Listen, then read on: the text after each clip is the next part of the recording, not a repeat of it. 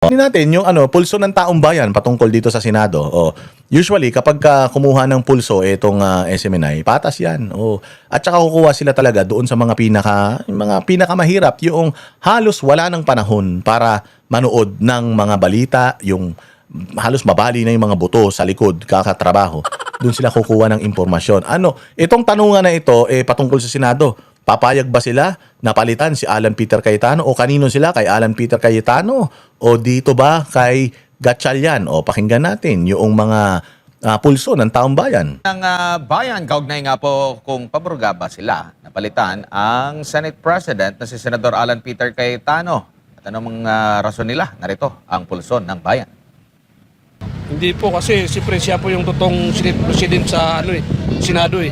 Talagang siya po yung binoto ng... Ito pedicab driver. E-bike nga ang gamit ngayon. Hindi na pinapadyakan. Sosyal. Pedicab driver yan. Pero alam niya nangyayari sa bayang Pilipinas. 24 na, di ba 24 sila. Tapos siya yung binoto ng 13 na Senado. Siya yung nanalo totoo talaga. Okay, imagine pedicab driver, alam yun na ang kalahati ng 24 ay 12. At in order for you to elect a new Senate President, you need the majority, which is at least 13. At least, at least. Alam nga yun ng normal na nagpapadyak lang Tapos itong mga abogadong mga bobo, nag-aral pang naturingan, hindi ninyo alam yan. Tangina ninyo. Ibigay nyo na yung mga yung mga titulo nyo dito sa mga nagpe-pedicab. Baka mas magaling pang mga mag-abogado to sa inyo. Anong masasabi mo naman, kuya? Si kuya naman, nagpaparis lang yata ito. Po yun si Alan Cayetano, sir, mas mas okay pa po yung niya ngayon, sir, yung pamanaka niya bilang Senate President. Magulo na ang Senado ngayon wala nang mangyari dyan. Patang galing pa rin sa Senado dyan. Sa akin parang hindi. Mas maganda sana yun Kasi mas lumalaban siya. Sama-sama sila. Siguro, yung sa kabila naman hindi naman natin alam kung ano yun. Kasi marami silang maraming issues alam naman natin, di ba? Marami nagsasabi. Siguro mas maganda si Cayetano para malaman natin lahat kung ano talaga ang totoo. Yun, di ba? Si kuya driver. Kala nyo nagda-drive lang yan. Walang radyo yung TV, yung jeep niyan. Luma na yung jeep niyan. Ang init-init. Pero habang nakapahinga siya, sabi niya, mas okay si Cayetano kasi si Cayetano lumalaban siya Yung kabila kasi parang wala pumuprotekta Meron kasing dumidepensa at saka merong umuopensa. Ito si Alan Peter Cayetano, umuopensa siya Yung mga kabilang senador, dumidepensa sila Ewan natin kung ano dinidepensahan nila. Mga ordinaryong tao. Hindi naman malalalim ang kanilang kaalaman. Kaya nga, ganito lang ang mga naging trabaho nila. Marami rin naman mga matatalino na mga hindi naman nakapag-aral. Pero, tingnan ninyo kung paano sila mag-isip, di ba? Ito totoong boses ng bayan. Kasi mas okay sana kung talagang lahat sila magpupulong-pulong para malaman talaga, di ba? Yung sama-sama sila, yung lahat sila sa kabila rin, sasama-sama sila para magkaroon sila ng palitan na debate. Magkanya-kanya sila kung sino talagang totoo, sino talagang... Yun, debate. Kailangan magdebate kayo sa floor, hindi kayo magwo-walk out. Sama-sama kayo dyan, patalinuhan kayo because inano kayo ng tao. Hinalal kayo ng tao para dyan. Magdebate kayo ng magdebate para sa kapakanan ng bayang Pilipinas. Buti pa si kuya, naiintindihan yun. Ikaw kaya, Erwin Tulfo, mag-drive ka na lang ng jeep. Hindi nagsasabi ng totoo. Yun lang naman kailangan natin. Syempre hindi. Nasa batas naman yun Di ba? Kahit hindi tayo nakakaintindi sa batas, nababasa ko doon, 1935 Constitution Antindi ni kuya, 1935 Constitution, pares pa kami may tattoo sa liig. Nababasa naman daw sa batas, 1935 Constitution. Anong sabi kuya ng 1935 Constitution? Kailangan nasa 13 magbobotohan, di ba? Para kapalitan o magkaroon ng bagong Senate President, kailangan nasa 13 senador, di ba? Di ba? Mathematics? 12 divided by 2. Mali pala. 24 divided by 2 is 12. And 12 is equals than 12. 13 is greater than 11. Ganun yun. So dapat 13 So si kuya nga naiintindihan na kailangan mo ng majority para makapag-elect ka ng Senate President. Tapos kayo, hindi nyo maintindihan yun? Hindi ba kayo nahihiya sa mga sarili ninyo? Kung papalitan, kung maganda naman yung pamumuno niya, okay naman. Pero kung maganda, maaari palitan. Kasi sa aming mahihirap, pwede, hindi napalitan yan. Basta inaano natin yung magandang sitwasyon na magustuhan ng taong bayan, na ganyan ang kalakaran niya. Walang problema yun, yung ganun. Pero yung sila nagkagulo-gulo na sa loob ng Senado, ewan ko kung ano ang pinag-awayan nila dyan. Di ba? Ang hirap ng sitwasyon dyan. Ngayon lang nangyayari ito sa loob ng gobyerno natin, ba't nagkagulo-gulo sila dyan? Hindi na. Bakit po? Duterte Ito, ang ganda ng sasabihin nito oh. yun eh. Eh digong yun, okay lang yun. Gusto niya kasi digong yun. Si Cayetano gusto niya kasi digong yun. Ito ang boses ng masa. Oo. Mababaw lang ang kanyang pagkaunawa pero naiintindihan niya na kapag ka digong, ibig sabihin yan, para yan sa bayang Pilipinas, na kapag ka digong, hindi yan nagnakaw. Na kapag ka digong, nagkanda sakit-sakit na siya, nagkanda kulong-kulong na siya para sa bayang Pilipinas. Yan ang tatak Duterte. Mga tulpo, yan ang dapat maintindihan ninyo. Ha? Mga kupal kayo. Yan ang dapat naintindi, itatak nyo sa utak nyo dahil once upon a time, kayo mga buwaka ng ina ninyong magkakapatid kayo, lahat kayo, puros mga Duterte din. Ginamit ninyo ang Duterte para makuha ninyo yung masa na manood sa mga programa ninyo. Tapos ngayon, sasabihin ninyo na yung kay Cayetano, Duterte senators, tapos kayo, hindi kayo Duterte senators, kakapal ng mga mukha nyo. Bakit? Magkano? Oh, galing nito ni Kuya. Maganda nga siya na yun doon sa Senate eh, para may kontrabida sa kanila eh. Kasi pag puro bida, wala mangyari. Hindi sinamantala nila, di ba? Maganda yun si, si Cayetano na lang. Galing, di ba? Para may kontrabida. O kasi kailangan talaga ng check and balances. Hindi pwedeng nagkakaisa sila eh. Nagkakaisa sila para sa bayang Pilipinas, yes. Pero hindi pwede na walang check and balances, na walang hihindi. Kailangan talaga ng debate.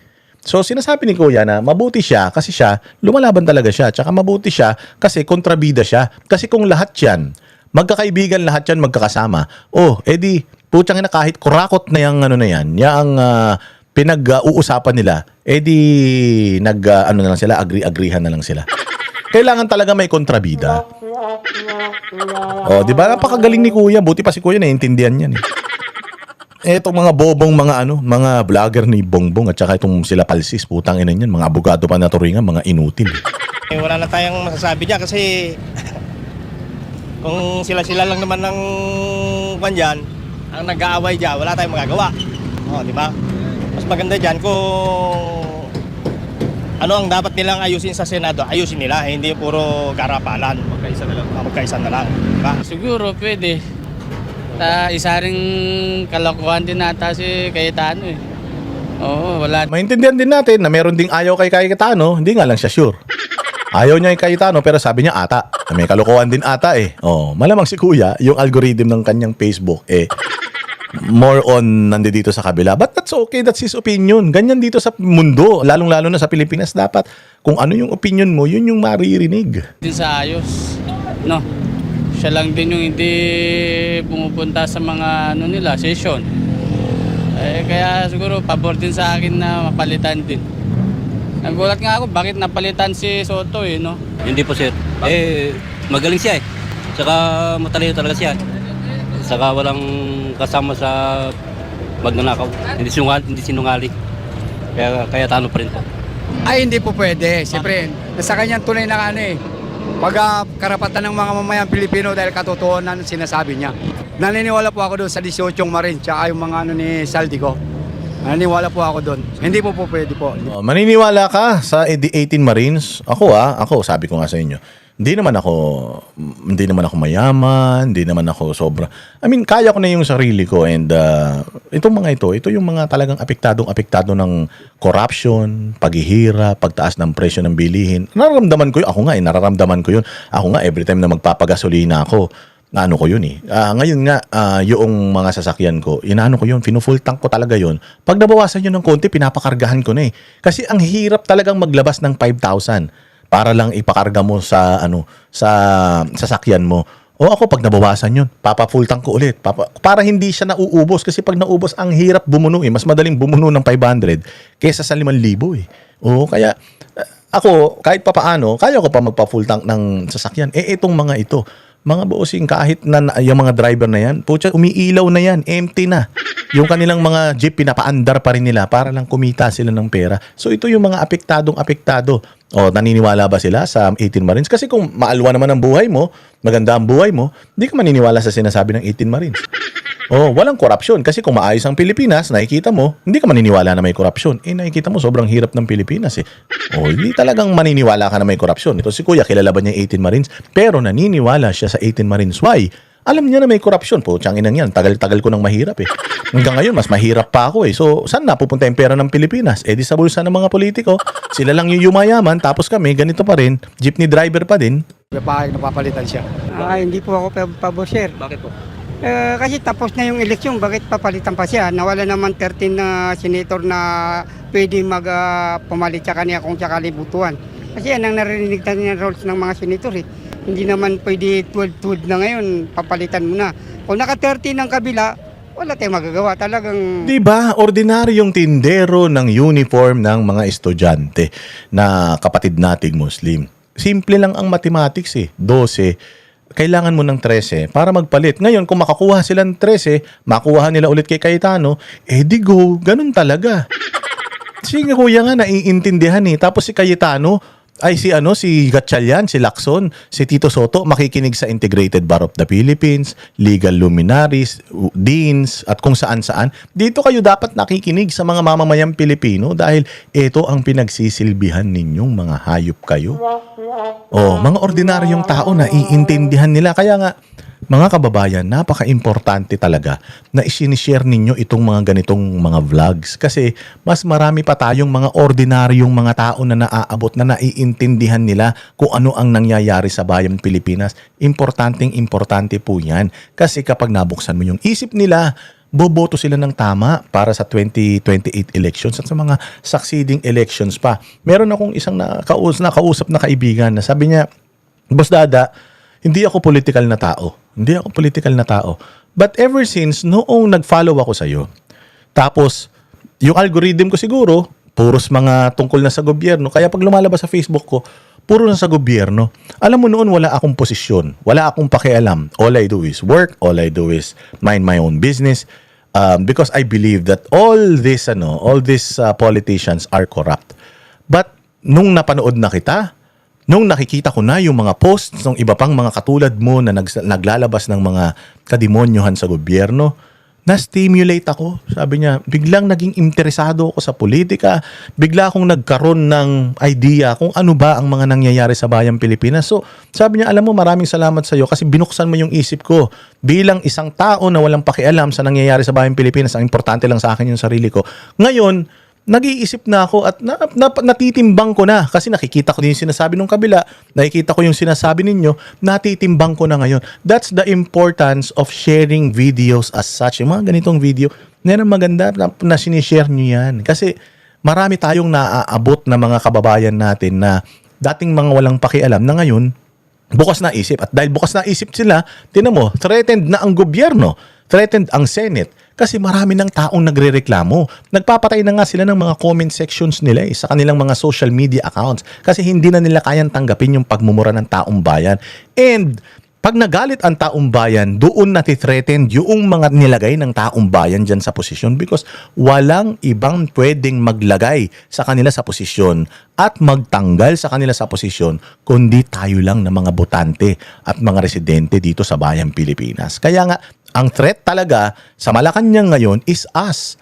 Us Filipinos na affected ng kakurakutan nila, ng kanilang ka-incompetensyan. Tayo, yung threat sa kanila. Na kapag nagsama-sama tayong lahat, sobrang dami natin, hindi na nila kayang mapigilan yun. At ayaw nila yun. Yun ang talagang iniiwasan nila. Magkaroon ng panibagong people power para alisin silang lahat sa posisyon. Because nasa atin ang kapangyarihan. Nasa kanila ang mga otoridad, but nasa atin ang kapangyarihan that if we come together and sabay-sabay tayong sisigaw at sa social media, boses natin yung maririnig, marami tayong mabubuksan. At itong mga kupal na ito, ma-expose sila, hindi na sila mananalo sa susunod na mga eleksyon. And malay mo naman, makulong sila dahil mga totoong mga magnanakaw sila, di ba? So this is really important, mga bossing. Papalitan siya. Pero siya ngayon, pag natimpersahin kasi... Hindi. Bakit po? Nanggugulo lang naman yung kabila kasi ayaw nilang malaman yung pinatago nila eh. Kitang-kita naman eh. Siyempre hindi, siya na lang yung matino eh, papalitan pa. Yo, siyempre naman. Matino. Siya na lang ang... No, kung medyo nagpapakita na maganda doon sa ano, tapos papalitan pa. Sa tingin ko, hindi naman siguro pabor sir kasi wala naman ako naririnig na issue kay Tano eh. Sa mga ginagawa sa Senado. Minsan nga, siya pa nga mismo nagtatanggol eh. Si Cayetano sa Senado. Thank you, sir. Dapat yun, yung mga ibang ano sa Senado, yun ang mga tanggalin, yung mga korupsyon. Yun talagang pinaka-mainam na tanggalin sa Senado. Ang galing, palakpakan tayo. Napakahusay, napakaganda. 'Di ba? Bagamat meron pa rin mga iba na hindi pa rin naliliwanagan, and the purpose na naglalabas tayo ng mga ganitong mga content is for them to at least have something to ponder upon, mag-isipan nila, makikinig sila dito, sino ba yung mas matimbang, hindi ba? Nagkakaroon ngayon yung tao ngayon ng, hindi challenge yung mga kamalayan ng tao. Tama ba ito? Mali ba ito? Aba, tama ito, mali ito, hindi ba? So imagine, itong mga tao na ito, mga mabababa lang ang kanilang mga educational attainment, hindi man sila mga professional, they're professional drivers, skilled workers itong mga ito, but hindi sila nag-abogasya, wala silang masters, wala silang mga PhDs, but they know what is happening sa bayang Pilipinas because sila yung apektado. Lahat naman na nagtatanggol sa administrasyon ngayon, wala namang mahirap dyan eh. Lahat yan nakakaluwag-luwag sa buhay. Na kahit na sa sobrang galit nila sa mga Duterte, kahit magmahal ang presyo ng gasolina, kaya nila, afford nila yung magpagas ng kumain sa labas. Yung pagmahal ng presyo ng bilihin, afford pa rin nila. Kaya wala silang pakialam. Basta wag lang manalo ang mga Duterte. But this very same people na mga nasa lapag, nasa laylayan, na talagang araw-araw tinitis yung init, ulan, lalong-lalo yung mga nag-grab, mga nag-Uber, ay mga nag-grab, mga naglalalamove ng mga motor, nasisilong sa tulay pagka umuulan, pag mainit, yung alam mo yung mga inaatake na sa kaka-drive, sa kakainit, paghahatid sa inyo ng mga kung ano-ano, mga parcel, mga pagkain ninyo. Itong mga ito yung direktang apektado sa corruption sa Pilipinas. Kaya mga bossing, sila yung dapat talagang naririnig natin at sila yung talagang dapat na pinaprioritize natin. And itong mga ito yung talagang nakakaalam ng mga nangyayari ngayon dito sa Pilipinas. Hindi katulad ng mga dilawang tain yan, ng mga middle class hanggang matataas, kaya wala silang pakialam. Magnakaw si Bongbong, okay lang, basta wag lang Duterte, kasi ang priority ni Duterte, yung mga mahihirap eh. Ayaw nila noon. Ayaw ng mga mayayaman na yung mga mahihirap yumaman, kasi nga wala na silang ma-exploit. Oo, wala na silang ma-exploit. Hindi nila gustong tulungan itong gobyerno na to. Ayaw nilang tulungan yung mga mahihirap. Ayaw nilang yumaman yung mga yan. Because pag itong mga mahihirap na to nagkaroon ng isip yumaman, hindi na nila kayang bilhin yung boto ng mga yan. Yun po yun, mga bossing. Kaya yan ang dapat natin laging iniisip. Kami ang boses ng masa, hindi natatakot. Katotohanan lang, di kami nalulunod. Walang bahid ng sismis, lahat ay totoo. Kahit sino ka pa, pag mali ka babanatan ka.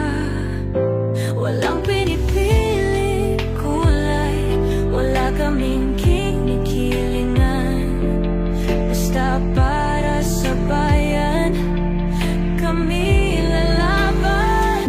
Pagdama palakpakan, pag mali banatan. Di matitinag, di matatakot, para sa bayan tuloy ang sigaw. Sa harap ng kamera, walang halong takot. Mga baluktot, lahat kayo'y